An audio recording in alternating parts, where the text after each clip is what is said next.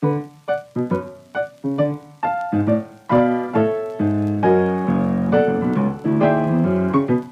law stipulates that you should have an anticipated lifespan, remaining lifetime of 6 months. You can always change your mind.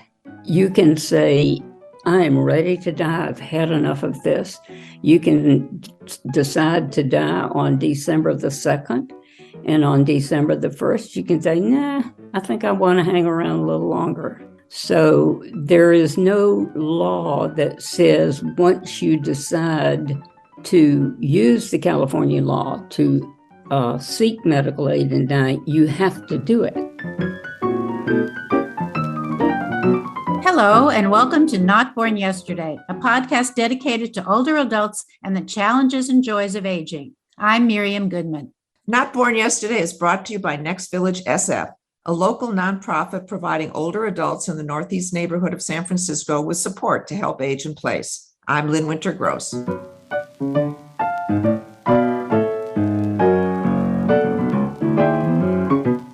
Today on Not Born Yesterday, we're talking about dying, not the depressing conversation about failing health or physical pain, but a more positive look at how one might choose to make choices about end of life.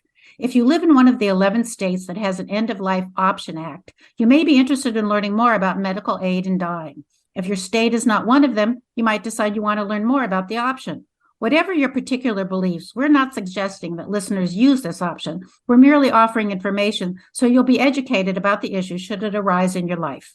This option is also known as physician-assisted suicide, death with dignity, or right to die.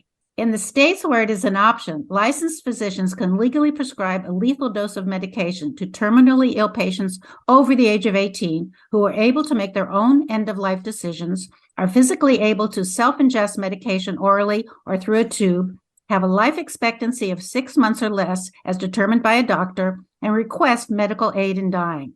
There are currently 33 states that prohibit assisted suicide. Our guest today is a board member of an organization called End of Life Choices California. It was founded in 2019 to provide accurate and up-to-date information and access to all available options concerning end-of-life wishes. Fran Johns is a writer who focuses on end-of-life issues.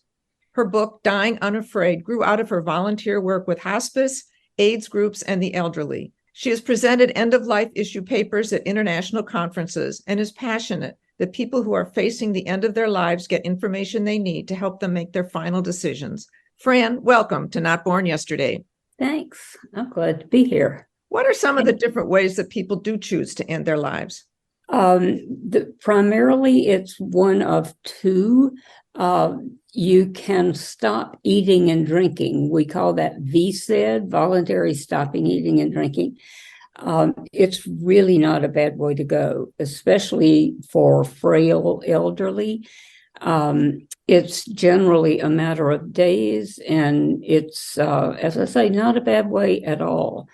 And the other way that we work with people often, we will first get them on hospice, but then if someone chooses to use the California End-of-Life Option Act, there is a process that one goes through to use the act.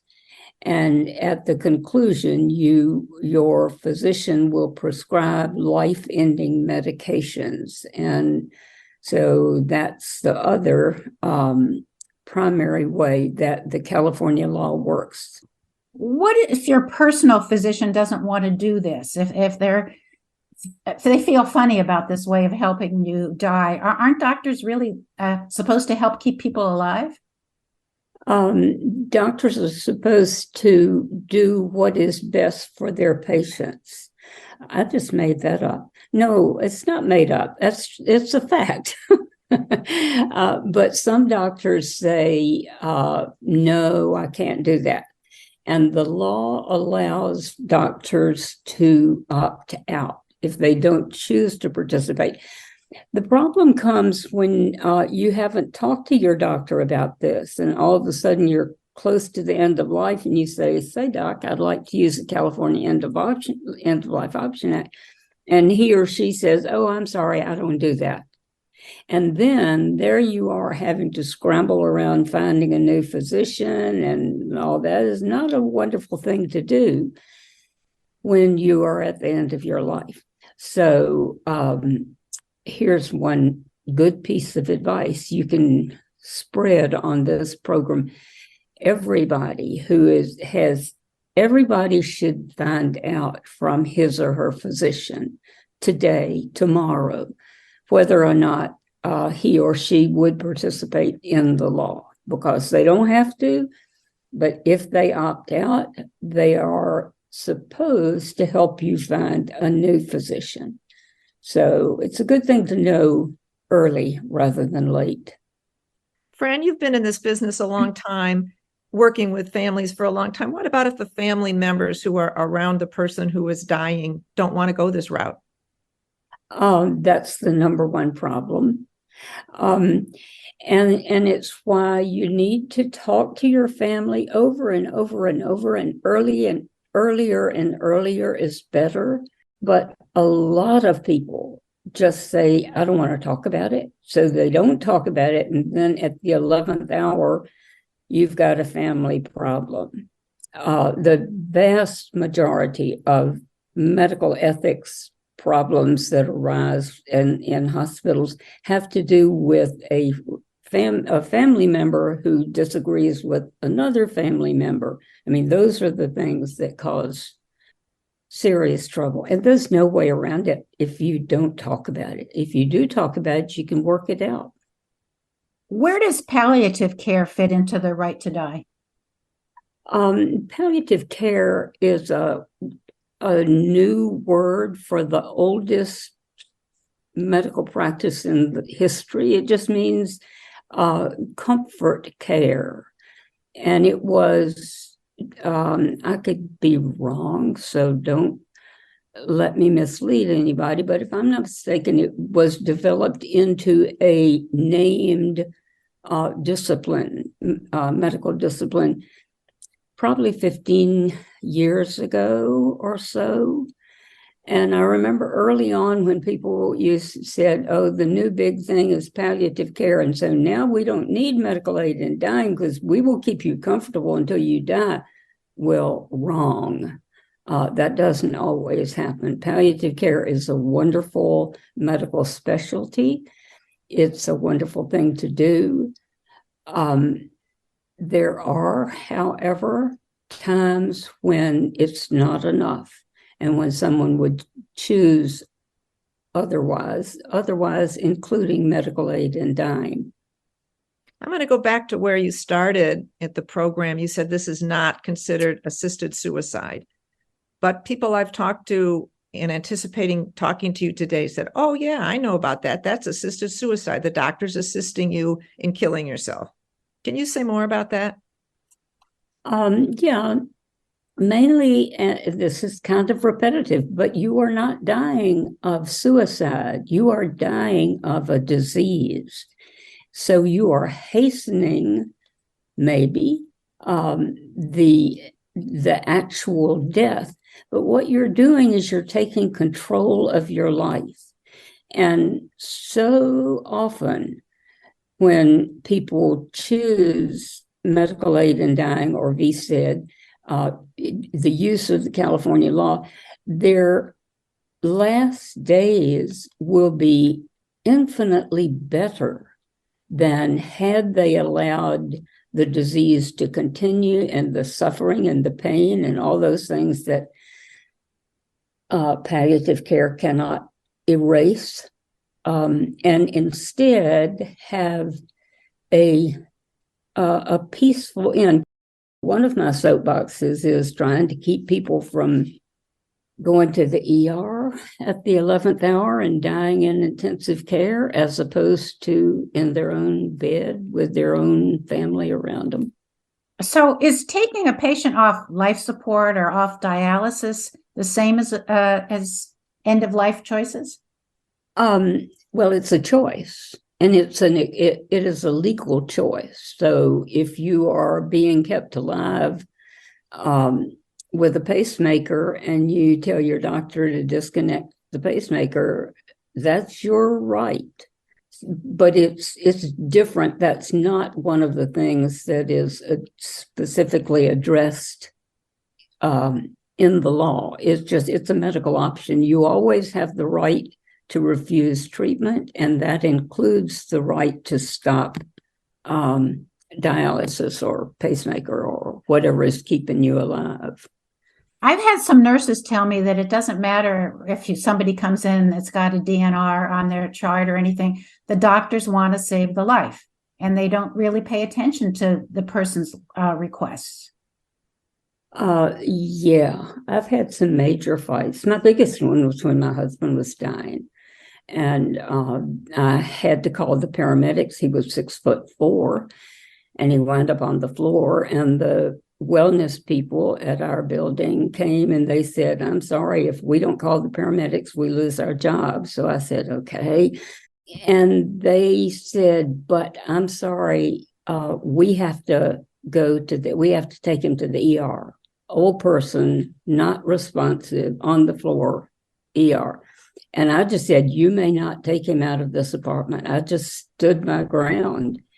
I had his pulse and his DNR and his everything else. And finally, they called their superior. I said, "Call whoever's in charge." I was going to go over that guy's head. And the boss of the paramedics at San Francisco General said, "Fine, get him in bed and leave him there." And my husband, therefore, was able to die a couple of days later in his own bed where he wanted to be. But despite the fact that I had all the documents, all the everything, their instructions are pick him up and take him to the ER. So it's chancy. I've got documents all over this place, and a friend or a neighbor around the hall who is supposed to come and say, "Do not take her to the ER. She wants to get in bed and die." We'll see. We recently talked to a hospice doctor who indicated that sometimes patients have a lot more time than originally diagnosed. So how do patients or doctors determine how much time they really have? Well, the law stipulates that you should have an anticipated lifespan, remaining lifetime of 6 months. You can always change your mind. You can say, "I am ready to die. I've had enough of this." You can decide to die on December the 2nd, and on December the 1st, you can say, "Nah, I think I want to hang around a little longer." So there is no law that says once you decide to use the California law to seek medical aid in dying, you have to do it. You always have the option. And the last thing that will happen in your living breath will be the doctor saying, "Are you sure? When you take this medication, you will go to sleep and not wake up." So before you take it, and you have to take it yourself, you have a voice that says, "Are you sure?" And you can always change your mind. On your website, End of Life Choices California, you have a whole section on how to start the conversation with your family. How do you start the conversation with your family? We always think about the Thanksgiving dinner or the Christmas dinner. That's a good time when everyone's around. How do you recommend starting that conversation? None of us want to talk about that. Yeah, it varies hugely. Some people say to their children or siblings or friends, "Can you come over? I want to sit down and talk." Some people find that it works out better if they say, "Did you see this film?" Like, that's a good way to use the film. Or I read a book lately, and there are some great books. Most people find it's useful to have documents there, and some of those are on our website. There's a bunch on that resource tab on the EOLCCA website. There are some great resources. But if you have that ready, So you know that you want your family to understand at this point, I might decide to use the California law. If I'm ever in this condition, I might want this or I might not want that. So whatever feels comfortable in starting the conversation. Thanksgiving dinner, that might work for some, but I wouldn't do it when I serve the turkey. I think I'd wait until after after the dessert. But yeah, if you have it, for a lot of people, they would prefer to have the conversation in with the whole family assembled or friends assembled. I think more often people find just talking one-on-one on varied with assorted family members and friends until you know that they've all got it in their heads. If a person's suffering from dementia, who can make that decision for them? Unfortunately, nobody. No, once you are not able to make the decision for yourself, the ball game is over. Is there anything else you think people should know about this option? I'm thinking my brother decided to stop eating. He had maxed out of chemo and radiation. And he said, I want to die at home. And he's just stopped eating. And after about 4 days, a nurse came from, I don't know if it was from the hospital or from a hospice situation. And they said, he's going to want morphine. And we can't give morphine to somebody in a home. You have to be in a care situation, which we found out later was not the I was going to say Illinois where he was. And so we did move him to a place, and he was not happy to be there. And he died the next day. But how do we tell people that there's so many options available and that somebody is there to help them? Well, we can do a lot of that. EOLCCA can be a lot of help. And the big thing we would do there is say, you've got the wrong hospice, because there are hospices and hospices. And in the couple of days before my husband died, I got him on hospice. I mean, the minute I knew that his congestive heart failure had gone into end stage, I said, get him on hospice, because I wanted that morphine. I mean, hospice comes with morphine syringes, and so I was just shooting when I thought he had any discomfort at all. I was whipping out the morphine. Maybe I shouldn't say this in public, but anyway.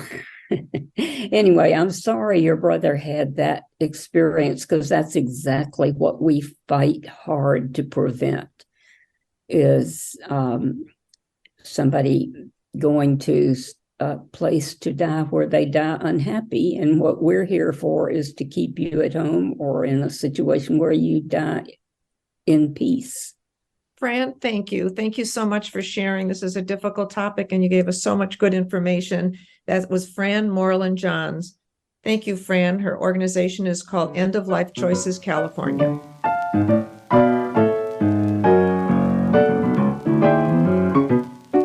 Today on News You Can Use, we want to talk about play. You've no doubt seen the newspaper and magazine articles over the years decrying our overprogrammed children. Too many sports and after-school lessons, too much self-improvement, not enough time to really play. Well, guess what? Too many older adults are finding themselves in the same boat, overscheduled and actually stressed about their leisure.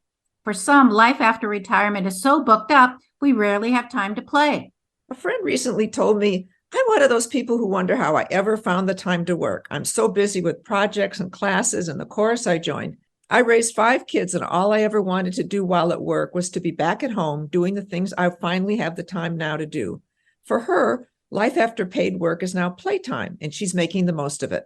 Of course, we still have the option of sitting on our porches and watching TV reruns for hours. But society and business, because retirees have money to spend, think you should be on an archaeological dig, studying Sanskrit, doing Pilates, or learning to tango. Disengagement is no longer considered healthy. Now you're supposed to be super retired as long as you physically can and mentally active forever. But even while we always encourage you to get involved in new things, be sure to find time to play.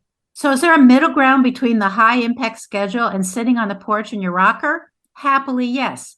Your leisure is important because it's one of the areas of your life where you have the freedom to choose. Historically, retirement grew out of industrialization. The average worker needed the physical rest and diversion. But today we can suffer from leisure burnout. Leisure is best when it's challenging, but ideally your playtime should fit your needs, and you have the choice to change those needs when something unexpected comes up. The key to successful playtime is that you are the one in control, not a boss, not a client, and not a timesheet. The problem often is other people. Your adult children or friends who are still working assume you have free time all day, every day. They ask, "What are you doing?" And you feel compelled to say how busy you are because we are a culture that values productivity. Keep in mind that it isn't necessary to fill every day. After all, you might want to be available for a spontaneous activity that comes your way. But days and weeks of open time can prove just as intimidating as a calendar filled with meetings and appointments. Consider these facts. Retired people watch an average of 43 hours of TV a week. That's more than a full-time job. People who are mentally and socially engaged are happier and live longer. Second and third careers are often born out of interests that began as hobbies. And retirement is a great time to take risks. Failure is possible, so what? When planning your retirement, whether you plan to travel, volunteer, or even work part-time, be sure to include playtime as a major part of your day. It should be fun, social, and of your own choosing, but be sure to play.